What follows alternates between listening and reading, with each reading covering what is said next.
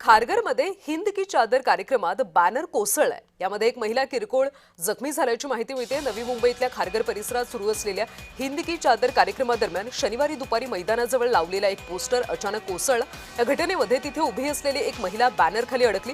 घटनेनंतर कार्यक्रमस्थळी तैनात सुरक्षा रक्षकांनी तात्काळ मदत आणि बचाव कार्य सुरू केले। त्यांनी बॅनर बाजूला करून महिलेला सुरक्षित बाहेर काढलं। महिलेला किरकोळ दुखापत झाली असून तिला घटनास्थळीच प्राथमिक उपचार देण्यात आले।